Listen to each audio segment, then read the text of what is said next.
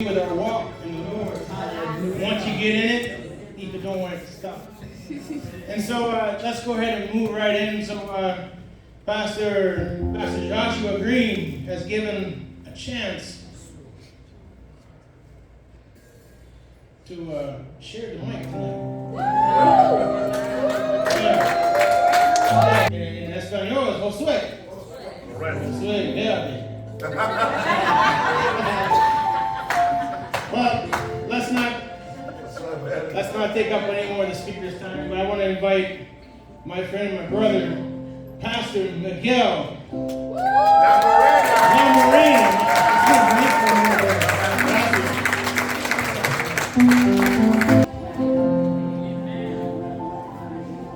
Hallelujah. Wow.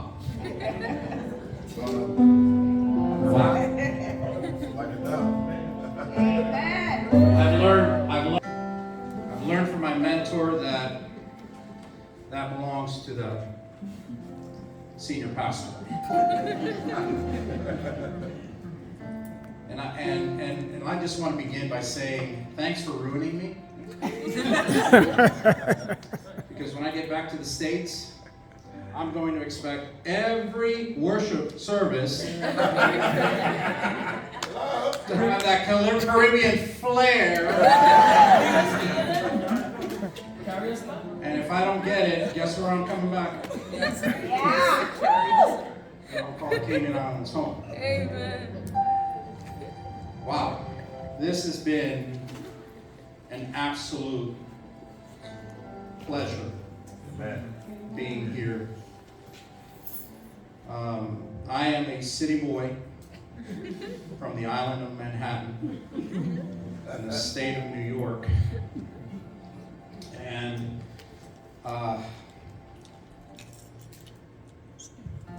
it's really humbling when I was first asked to go to Guatemala City with my pastor. And I've learned a great deal, learned about hunger. When we went to El Salvador, oh, don't stop, brother. Oh, don't stop, brother. We're good. And when we went into El Salvador, I saw hunger. Man. I thought my walk was done for the year.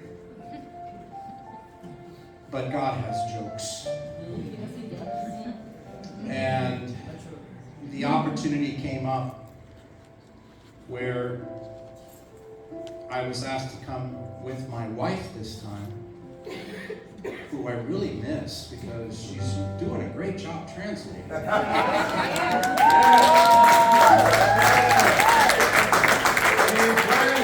I feel all alone up here, you know?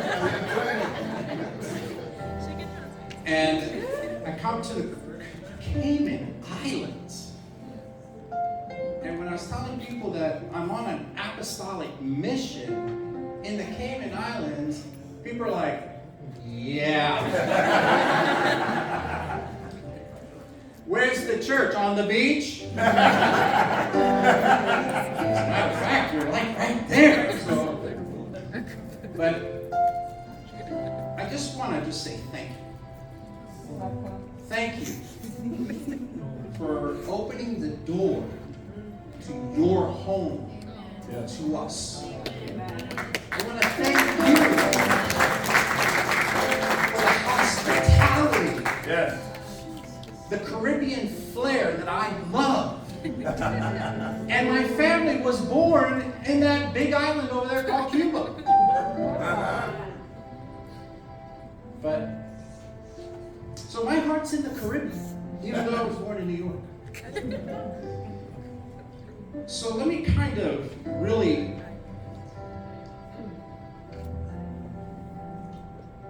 recap what we've discussed. And I just want to say thank you, Stephanie. Thank you for bringing heaven down to earth.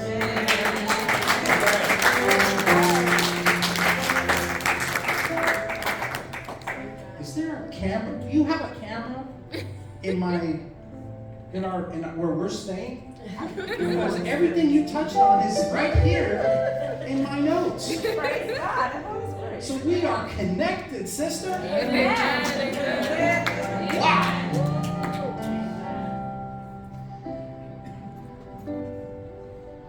The keys of humility.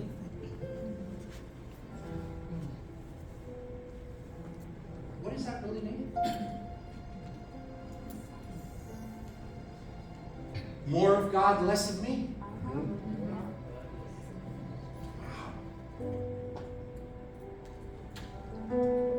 And let me just kind of say that the Lord and I have this arrangement. He wakes me up every day around 3:45 in the morning. And I get to watch the sunrise here in the Cayman Islands because he and I are talking. And my wife's a witness because every morning she wakes up and I'm there because I'm in the presence of the Lord. We are seeds and we're not to surrender.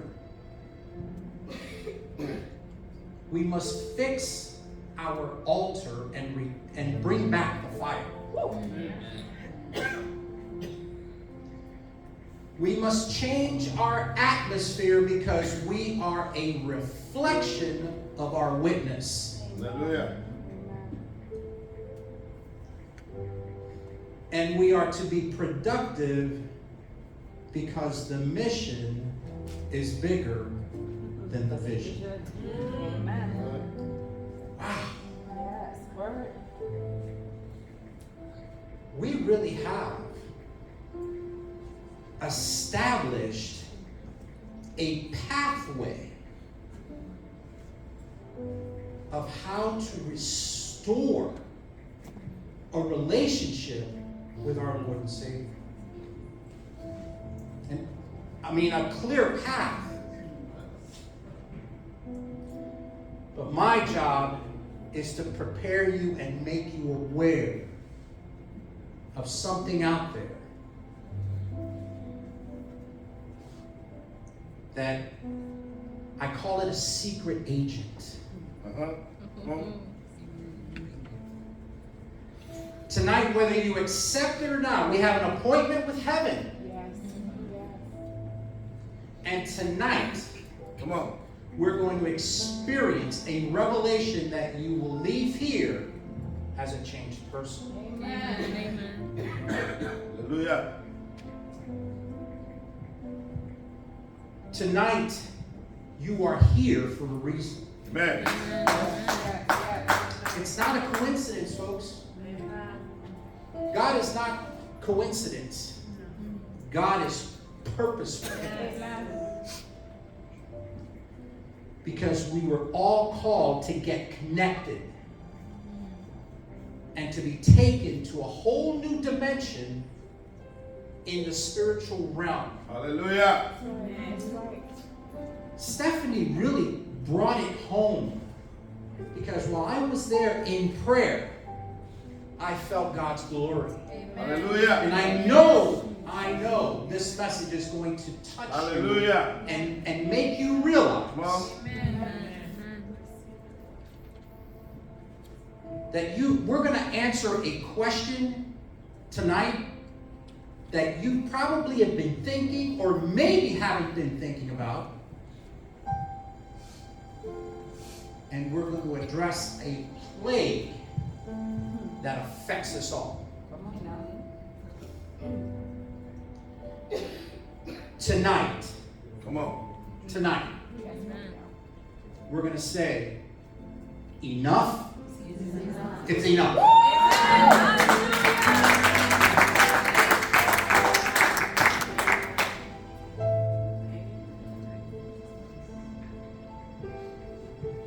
Tonight, we're going to address a spirit. And that spirit is called delay.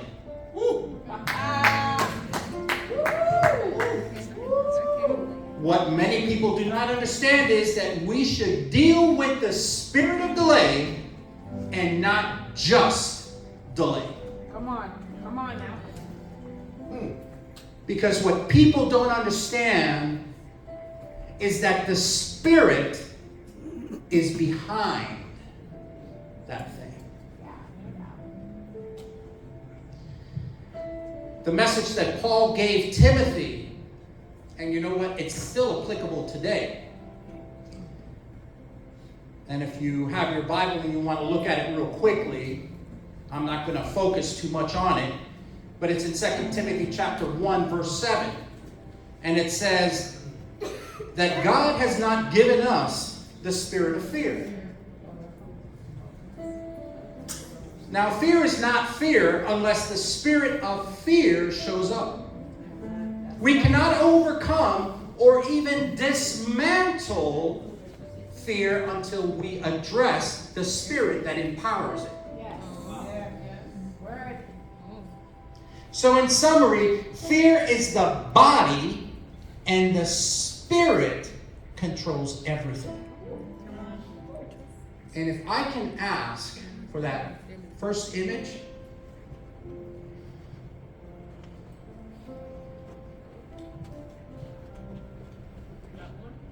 Yeah. As you can see, this was an image that I asked to have done back in 2020. And you have the inner body, which is the spirit. The green is the soul, and the outside is the flesh, the body. See, what people don't understand is that delay is more spiritual than physical. You know, the more you read your Bibles, the more you will see illegal spiritual roadblocks where blessings, mantles, anointings, and grace are delayed, not because they weren't meant to be delayed, but because there was an entity that refuses to give access to what belongs to you.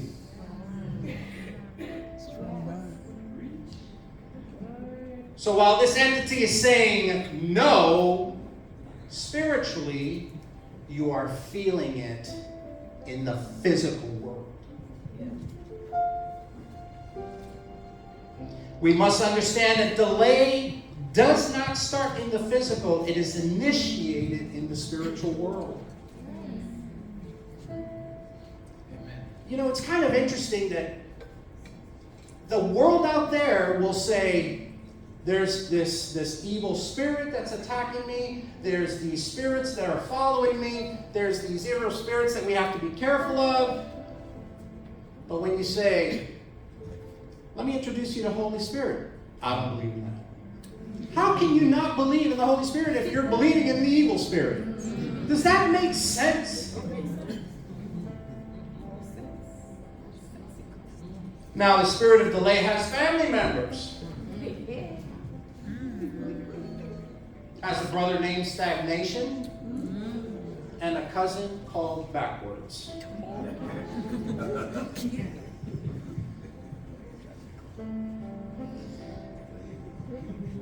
You know, we as Christians, we're making a mistake. Because we know it's an enemy, but we can't identify it. And if you don't understand an enemy, you can't conquer it. Yeah. Come on. How can you claim victory by going into battle and you don't know your enemy? It's like when I used to live in New York and I got into a street fight. Yeah, I got into a street fight.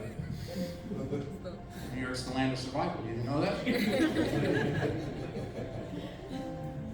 And they always said, meet me in the schoolyard at 3 o'clock. You know, it's interesting they say 3 o'clock. You know why? Because it lets you know whether you can win or not. And then you determine whether you want to fight or not. Because at 3 o'clock, when the guy's waiting for you, you're sneaking on the back door.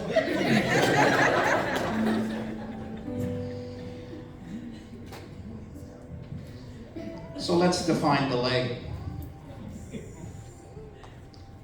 Delay is when nothing in your life grows Wow. but your age. Say that again.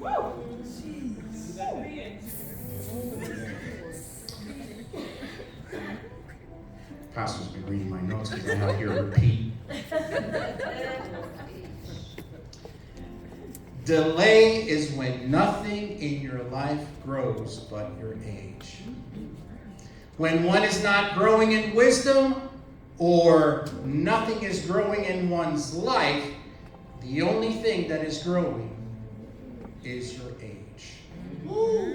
I can't tell you, when I heard this the first time, my wife was taking a shower and I ran to her and I said, "Babe, listen to this." And she's like, "Boy, I'm in the middle of a shower." But then when I told her, she was like, "Wow, that's good." You know you're being delayed when the only thing growing is your age. And please write this down. Ready? The devil is Life. a liar.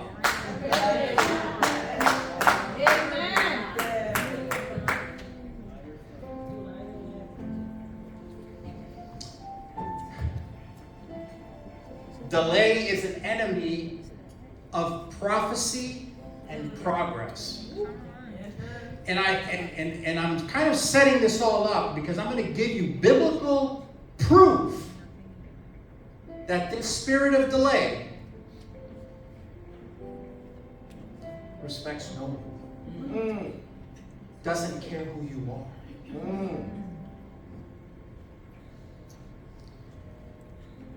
You may have had people who have been sent by God to pray over you and share a prophetic word with you.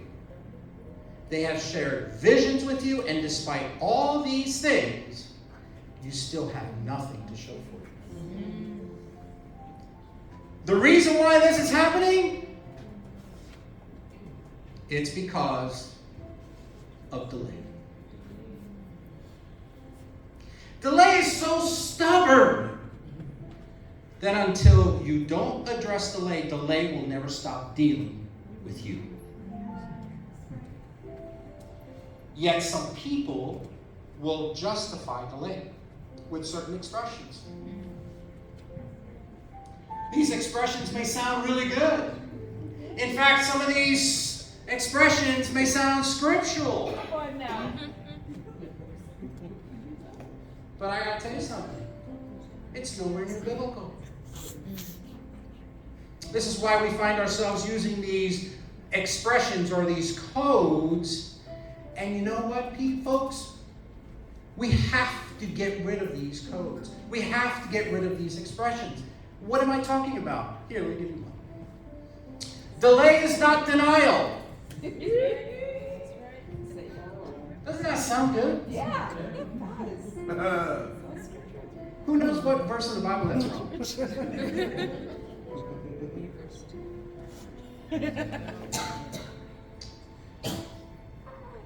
We have Christians who will justify why they are delayed by using that statement. And 10, 20, and 30 years will go by and they'll still be saying, delay is not denial. Hallelujah. And before you know it, these people are being buried and they're saying, delay is not denial.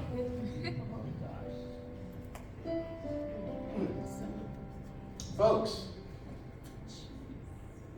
the devil. Oh, we're gonna make it better now. Oh, the devil's a dirty liar. Amen. You see, when you do not address delay, and delay is not confronted, delay becomes denial. Come on.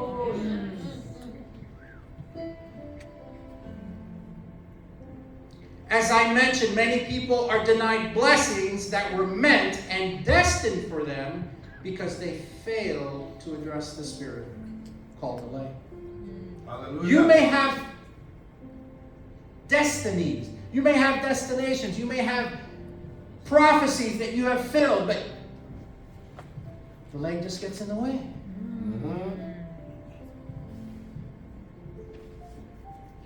Things that were meant to be completed in 5 years are done in 15.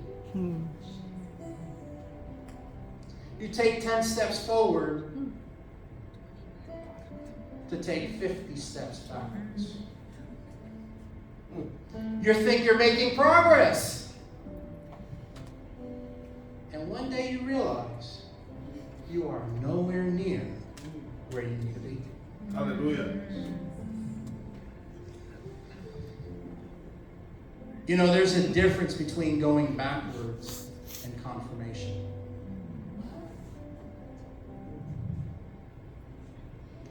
You might be dealing with something that God has assigned for you. And it becomes a doorway to what you are being prepared for, or being prepared for your next season. Now, if I word it differently, when you are led by the Holy Spirit and you know it's for the kingdom, this is when you realize all hell breaks loose.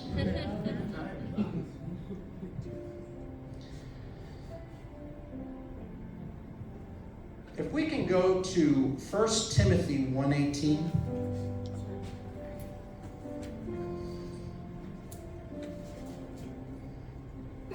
And what I'm going to do is I'm just going to reveal something to you real quickly. 1 Timothy 1:18. Thank you. This charge, and I have the ESV here, so I'll just read the I'll read the ESV. This charge I entrust to you, Timothy, and this is Paul talking to Timothy. In accordance with the prophecies previously made about you, that by them you may wage a good warfare. Warfare. This is where you have to use what God has given you as a prophecy, and instead of allowing delay to interfere, you're going to fight to make sure that the mission that God gave you, you're going to complete. What is this guy talking about? When I mentioned earlier that we were invited to come to the island on this trip, when the invitation came out, the first thing my wife and I did was we said, Lord, is this from you? And it is from you. You will open the doorway. So we went to God in prayer. Then we went to see if my wife had the time to do this trip. We got the confirmation. She asked the person to cover her clients. The individual was available. Confirmation. She went to her supervisor. Supervisor said, put it in an email. My wife put it in an email. Approved in 5 minutes. Woo! We're going to the Cayman Island. Yeah!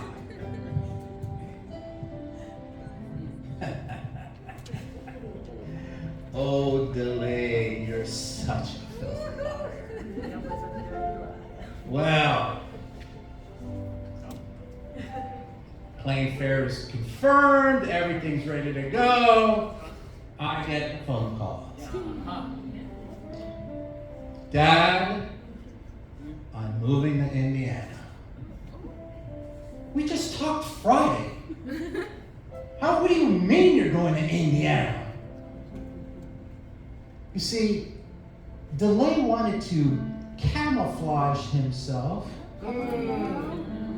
to interrupt a message that the Lord gave me to bring to you on this day.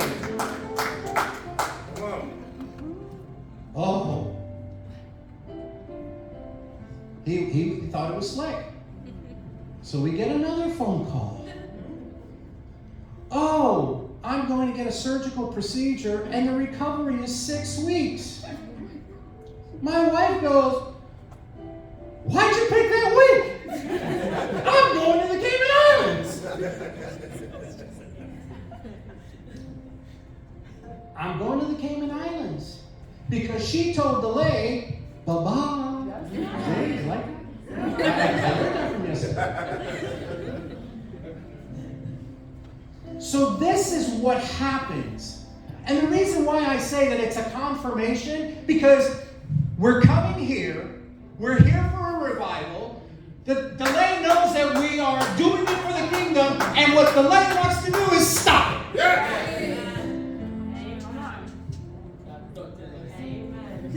Oh no. Come on. Oh no. You can rain on somebody else's parade, but I'm coming to the Cayman Islands. And the beautiful thing is I'm not on a cruise ship. Good to see you. I came to the Cayman Islands a while ago, but it was on a cruise ship. But boy, I'm sure glad we did my plane.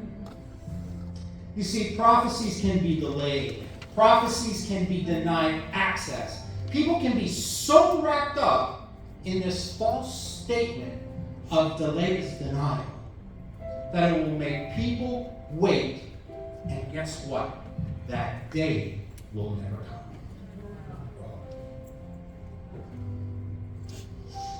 Now, remember I said that I was going to show you biblically? All right. Let's go to Genesis chapter 15, verse 13. Oh, you're going to like this. You're going to like this. Genesis 15, verse 13. Then the Lord said to Abram, know for certain. Let me stop there for a second. I'm still going to school. And hermeneutics. So when I see words and phrases and it catches my eye, I'm like, whoa, I like this. Know for certain. This is a prophetic word from God. He has just released a prophecy to Abram to prepare him for what's going to happen. Continuing. Know for certain that your offspring will be sojourners or foreigners in the land that is not theirs, and will be servants there, and they will be afflicted for 400 years. Okay? So this is God speaking to Abraham. And as I mentioned, God is delivering a prophetic message. So what is God telling Abram? His children's children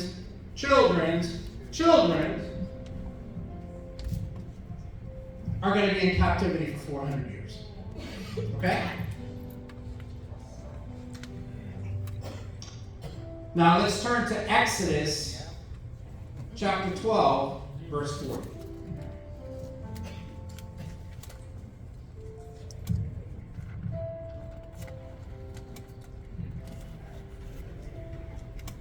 The time that the people of Israel lived in Egypt was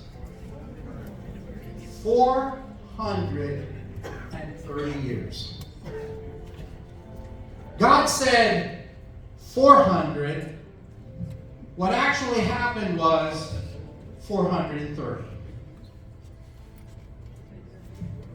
Where did those extra 30 years come from? Where did it come from? What was that? Delay. Wait a minute. Isn't God the creator of all things? And delay said, nah. You know what can happen in 30 years? A lot of things can happen. People can turn their lives around in 30 years. Children can be born, grow up, graduate school, get married, have kids in 30 years. But you know what? Delay can't stop God, but it can stop you.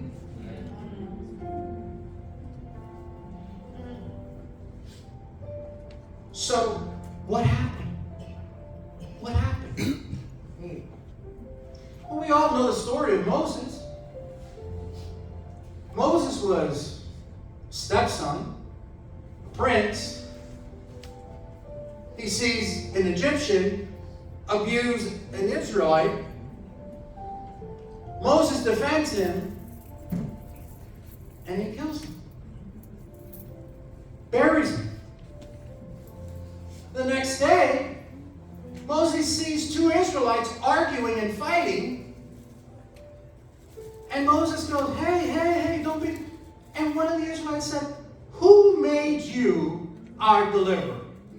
We saw what you did yesterday. I don't think you got it.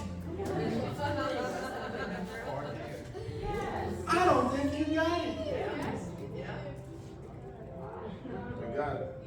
Moses was the deliverer. And then, because he got called out, Moses said, oh, I'm out of here. I'm going to go hang out with the sheep. Hang out with a guy named Jethro. You can be delayed because you missed the person who's bringing your answer. Wow. We're talking biblical here. Hallelujah. You know, there are men and women who are God's method that once came into your life, and the inability to locate them will cause you to be in one place forever. Have you ever found yourself listening to somebody and saying, who are you to tell me?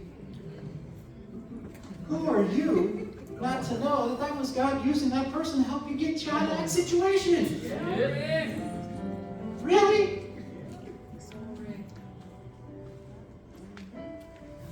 Oh, delay can be so merciless that no matter how long you've been delayed by delay, it will never leave you alone. Because it delayed you long enough. You think it's going to stop because, all right, I've delayed you long enough. No! He's got you.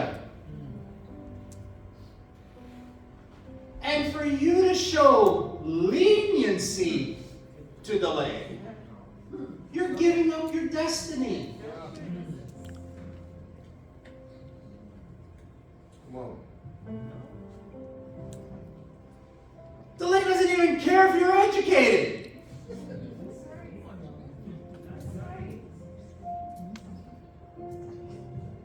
I got a degree in my law.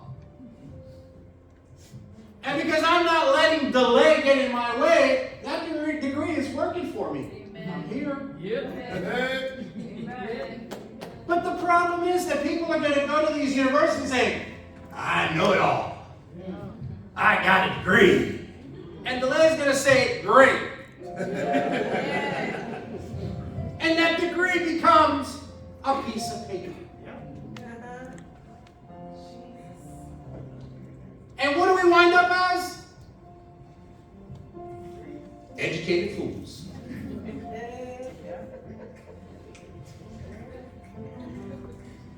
Delay deals with the anointed. Come on. I mean, I'm going through a list here, and I'm like, who is this guy? Who is this spirit? You can be anointed, and delay will deal with you.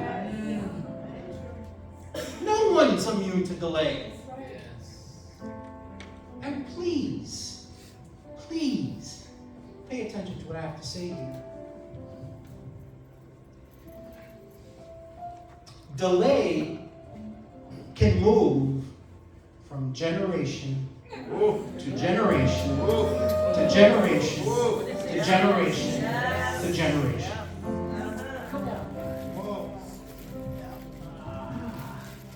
You don't believe me?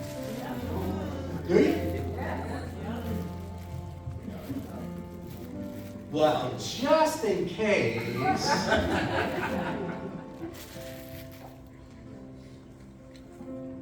God told Abram, you're going to have a son. How old was Abram?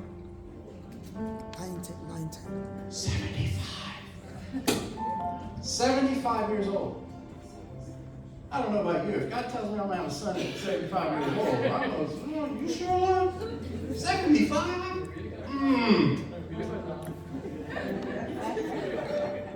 What do you think, babe?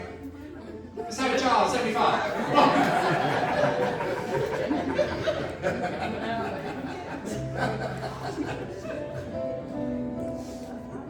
With God, all things are possible. And you know what's so amazing?